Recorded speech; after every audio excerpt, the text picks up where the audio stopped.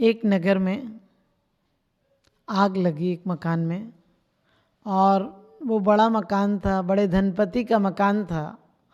लोगों ने आग बुझाने की कोशिश की, गांव से लोग दौड़ दौड़ कर आए। कुछ युवक अपनी जान पर बाजी लगाकर उस घर में घुसे, और मकान मालिक बदहवास बाहर बैठा हुआ था, रो रहा था कि मेरा सब कुछ जल जाएगा। युवकों ने कहा कि घबराओ नहीं, हम जान की बाजी लगाकर भी तुम्हारा सब कुछ बचा लेंगे, तुम बताओ क्या क्या बचाना है। उसने कहा कागजात निकाल लाओ, जेवर निकाल लाओ, कपड़े निकाल लाओ, और जो कुछ तुम्हें अच्छा लगे वो सब निकाल लाओ। मेरा इस समय मैं बहुत दुखी, मेरा दिमाग काम नहीं करता। सेठ ने जो जो बताया था वो लोग निकाल लाए, लेकिन साथ ही एक लाश भी बाद में मिली उनको। और वो आए बड़े दुखी मन से, और सेठ से कहा सेठ जी आपने इसका तो बताया ही नहीं था कि आपका कोई बेटा भी रह गया। आपने कहा था कि मैं बहुत टेंशन में हूँ, मेरा धन जल रहा है, मेरा मकान के कागजात जल रहे हैं, जेवर जल रहा है, कीमती सामान जल जाएगा, आप सबके लिए रो रहे थे। लेकिन एक बार भी आपने ख्याल नहीं कराया कि आपका इकलौता बेटा जो वारिस था इस संपत्ति का, वो भी अंदर जल गया। सेठ ने कहा मुझे उसका ख्याल ही नहीं आया, क्योंकि मैं उसे सबसे बाद में समय देता था, और दिन भर धन पैसा रुपया मकान इसकी चिंता रहती थी। आज भी मुझे इसकी चिंता रही, लेकिन अब अफसोस है कि भोगेगा कौन। अब जब बेटा ही नहीं रहा तो किसके लिए मैंने जोड़ा था। सब लोगों ने कहा ये आपने गलती की, आपको सबसे पहले बेटा बचाना चाहिए था। बेटा बच जाता तो आप अमीरी गरीब में कैसे दिन गुजार लेते। हो सकता आपका बेटा बच जाता तो आप फिर से दौलत कमा लेते, लेकिन आपके बुढ़ापे का सहारा होता, आपका नाम चलाता, आपका वंश चलाता, और आपको हो सकता है कि जीवन भर काम आता। आपने वो धन जोड़ लिया है जो आपके साथ नहीं जाएगा, आपको काम नहीं आएगा। और जिस धन के लिए जोड़ना था, जिस बेटे को बचाना था, उसको आप बचाना भूल गए हैं। आपको लग रहा होगा कैसा व्यक्ति था कि आज हम सब ने यही नहीं कर लिया है।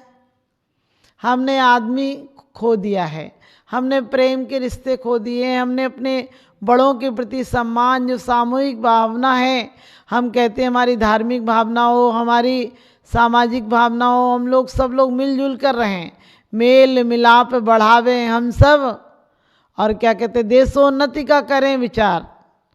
कहते भगवान मैं ऐसा विचार करूं, मेल मिलाप बढ़ाऊं हम सब, और देश की उन्नति का विचार करें।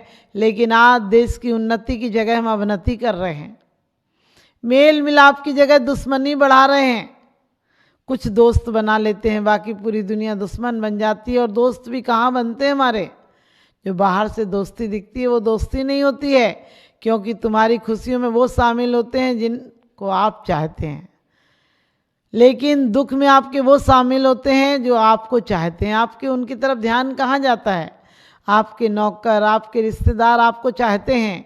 एक जमाना था कि पूरे परिवार में संयुक्त परिवार होता था, प्रेम की भावना बढ़ती थी।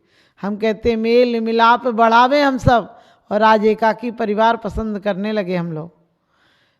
हमेशा बोलते हैं बहुत अच्छा परिवार है, अकेला लड़का है। आप कहाँ मेल मिलाप बढ़ा रहे हो, आप तो टुकड़े कर रहे हो। तर्क नर्क लाता है, जहाँ विघटन होता है वहाँ विनाश हो जाता है। जब एक एक लकड़ियाँ मिलती हैं तो गट्ठर बन जाता है। उस गट्ठर को कोई आसानी से नहीं तोड़ सकता है, लेकिन एक एक लकड़ियाँ अलग कर दो तो जो चाहे उन्हें तोड़ देगा। इसी प्रकार से आज हमने संयुक्त परिवार की बात करते हैं और धर्मनिरपेक्ष राज्य की बात करते हैं। कहाँ धर्मनिरपेक्ष राज्य है। आज धर्म के नाम पर जितनी हिंसा हुई है, जितना कलह हुआ है, जितना विरोध हुआ है, जितने आपस में लड़े मरे हैं, आज तक हमने विश्व युद्धों में इतने लोग नहीं मारे हैं जितने धर्म के नाम पर मारे हैं। हम राजी से भी धर्मात्मा बनाना चाहते हैं, गैर राजी से भी धर्मात्मा बनाना चाहते हैं। कुछ लोग अहिंसक तौर पर धर्मात्मा बनाना चाहते हैं, कुछ लोग हिंसक तौर पर धर्मात्मा बना जाते हैं। आप देखिए कई देश होते हैं, इस धर्म को स्वीकार करो वरना मार देंगे, इस धर्म को स्वीकार करो वरना संपत्ति छीन लेंगे, लूट लेंगे। कितने बार हमारे यहाँ युद्ध हुए इस प्रकार से धर्म के नाम पर। कोई मुस्लिम हो, कोई जैन हो, कोई ईसाई हो, कोई सिख हो, सब आपस में कहते हैं हमारा धर्म बड़ा होना चाहिए, धर्म बड़ा होना चाहिए, इसकी कोई परवाह नहीं है, धर्म हमारे अंदर आना चाहिए, इसकी कोई परवाह नहीं है। धर्म के नाम पर हमने मात्र दीवारें खड़ी की हैं, धर्म के नाम पर हमने काल कोठरियों में जिए हैं।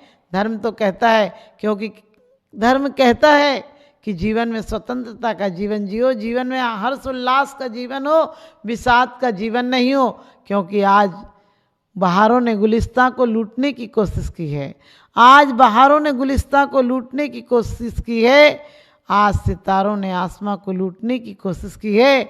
धर्म तो प्रेम और शांति का वातावरण चाहता है, धर्म तो प्रेम और शांति का वातावरण चाहता है, लेकिन धर्म के झूठे ठेकेदारों ने धर्म को लूटने की कोशिश की है, धर्म को लूटने की कोशिश की है। हम कहते हैं आज हमारे विज्ञान ने बहुत तरक्की की है, मानव की सुविधाएं सारी दी हैं, लेकिन दुविधाएं उससे ज़्यादा पैदा कर दी हैं।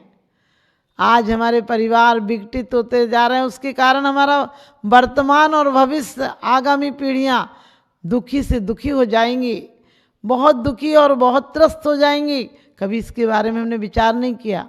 एक जमाना था जब संयुक्त परिवार होते थे, यदि माँ चाची का व्यवहार है तो पूरे गांव की महिलाओं के साथ जो उम्र जिस तरह की उम्र होती थी वैसा व्यवहार करते थे। गांव की बेटी, एक घर की बेटी पूरे गांव में बेटी मानी जाती थी। बड़े लोगों से, बुजुर्गों से हम दादी, अम्मा, नानी, यदि पीहर में जाते थे माँ के पीहर में तो वहाँ नानी, मामी ऐसे रिश्ते बोलते थे। सबसे ये नहीं कि सिर्फ अपने घर के 2-3 लोगों से बोलते थे, जितने गांव के लोग होते थे सबको मामी जी, दादी जी, नानी जी जैसे रिश्ते होते थे, जिस गांव में जाते थे वैसा व्यवहार था। और इतना ही व्यवहार नहीं था, यदि कुछ लेन देन खान पीन था तो कुछ चीज़ें बाज़ारों में नहीं बिकती थी, आपसी में मेल मिलाप था। जिसके अनाज होता था वो कपड़े वाले को दे देता था, कपड़ा वाला कपड़ा दे देता था, उसके बदले में घी लेता था और चावल लेता था, मसाले लेता था। जिसके घर जो था आदान प्रदान होता था। कोई बढ़ई था तो मिस्त्री कुछ सामान बना के दे देता था, उसके बदले में उसकी ज़रूरत का सामान मिल जाता था। इससे प्रेम भाव बढ़ता था। यदि किसी के घर गाय थी तो पड़ोसी के यहाँ दूध ऐसे ही बेचता था। आज हमने कहते हैं हमने उत्थान किया है, हमने कुछ विकास किया है, नालत है इस जमाने पर। अब पानी भी बिकता है, पहले दूध भी नहीं बिकता था, अब पानी भी बिकता है। लोग पहले ताले नहीं लगाते थे, इसलिए नहीं कि उनके पास धन नहीं था, ताले इसलिए नहीं लगाते थे कि धन के साथ साथ उनके पास प्रेम रूपी धन था, जिसे कोई चोर नहीं चुरा सकते हैं, आपस में बांटा जाता था। और जब तक हम ऐसी भावनाएं दोबारा से नहीं लाएंगे, हमारे देश का, हमारे व्यक्ति का विकास नहीं हो सकता है। क्योंकि एक महिला आज पूरा टाइम खाना और बच्चों की पढ़ाई लिखाई में गुजार देती है। यदि हमारी संयुक्त परिवार की योजना हो, हम जॉइंट फैमिलियों में रहना पसंद करें, तो यदि 10 महिलाएं तो 2 खाना बना सकती हैं, 8 महिलाएं अपने और किसी कार्य में भाग ले सकती हैं, वो व्यापार में ले सकती हैं, घर के काम में ले सकती हैं। यदि पढ़ी लिखी हो तो बच्चों को पढ़ा सकती है, ट्यूशन आदि की ज़रूरत नहीं पड़ेगी।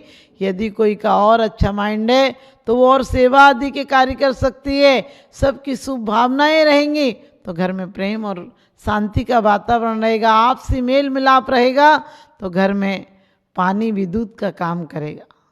और आज दूध भी पानी का काम कर रहा है। आप सोचिए आज हम दूध भी कहाँ पी रहे हैं।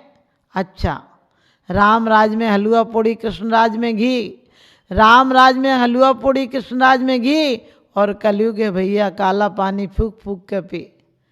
आज लोग कहते चाय नुकसान करती है, हमने कहा आज तो बच्चों को भी तुम चाय का चस्का लगा रहे हो, उनका कलेजा भी जला रहे हो। क्योंकि आज हमने यही सोच लिया बड़े कैसे बनना। कोई आता है बोले चाय लाओ, नाश्ता लाओ, हमने कि नाश हो जाए इसकी आस्था का, दोबारे घर पे तुम्हारे क्या आएगा। और आप कोई आता है तो बोलते हैं नाश्ता लाओ, बिस्कुट लाओ, मैंने कही बिस्कुट कूट कर भरा है, अब तुम्हारे घर में क्या अमृत उगल के जाएगा, वो विष उगल कर जाएगा। इसलिए हमें दोबारा से वो पद्धतियाँ अपनाना है। यदि सेवा का भाव हो तो बड़ों के प्रति, सब लोगों के प्रति, ये नहीं कि अपने पिताजी का सेवा कर दें और पड़ोसी का बुजुर्ग बाप तड़पता रहे। आज जिम्मेदारियों से लोग मुख मोड़ने लगे हैं, ज़्यादा से ज़्यादा लोग अपने परिवार वालों का ध्यान रख लेते हैं, लेकिन सारे परिवार वाले, सारे बुजुर्गों का एक जगह रहने का इंतजाम हो, उनका दिल भी बहलेगा, आपसी मनोबल भी बढ़ेगा उनका, और एक दूसरे अच्छे से बात करेंगे, उनके बच्चों के अंदर ये भावनाएं आएंगी और उसके कारण उनको सब बुजुर्गों के प्रति सेवा का भाव आएगा और उन्हें सब बुजुर्गों के प्रति भोजन आदि देना, कैसे देना, कैसा प्यार पाना। जब बच्चा इतना परिवार का प्यार पाएगा तो स्वयं प्रेम पूर्ण हो जाएगा। यदि सेवा का भाव हो, चाहे बड़ों का खाने का विचार हो, चाहे कपड़ों का विचार हो, जब एक जगह सब लोग संयुक्त फैमिलियों में रहेंगे, पूरा समाज एक संयुक्त होना चाहिए। आपसी समाज में यदि समन्वय आता है, समाज में साम्यवाद आता है, तो समाज बहुत विकसित हो सकता है। क्यों कि हर महिलाओं की योग्यता अलग अलग होगी, और जब पूरी एक किचन हो और वहाँ 500,000 लोगों का खाना बने तो बचत, हर तरह की बचत होगी। और उसने जितने खर्चे में आज एक परिवार पलता है, उतने खर्चे में आज 10 परिवार पल सकते हैं। हम कहते हैं महंगाई हो गई, अरे हर लोगों को मकान चाहिए अलग, हर लोगों को अलग रहना, चाहे किराए का मकान हो, चाहे एक दुकान हो, उसमें 4 घर हैं तो 4 लोग किराए से अलग रहना चाहते हैं।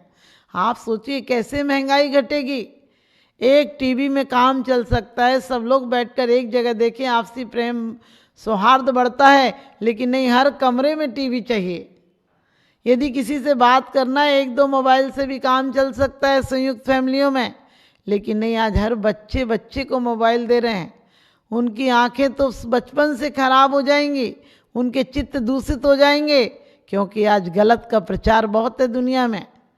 आज देखिए कोई अच्छी पिक्चर नहीं बनती है, आज कोई अच्छी सामाजिक पिक्चरें कहाँ बनती हैं, और सामाजिक लोग, आध्यात्मिक लोगों को बढ़ावा कहाँ देते हैं। यदि कोई फिल्मी अभिनेता आ जाए, अभिनेत्री आ जाए, तो लोग पागलों की तरह उसे देखने टिकट लेकर भी चले जाएंगे।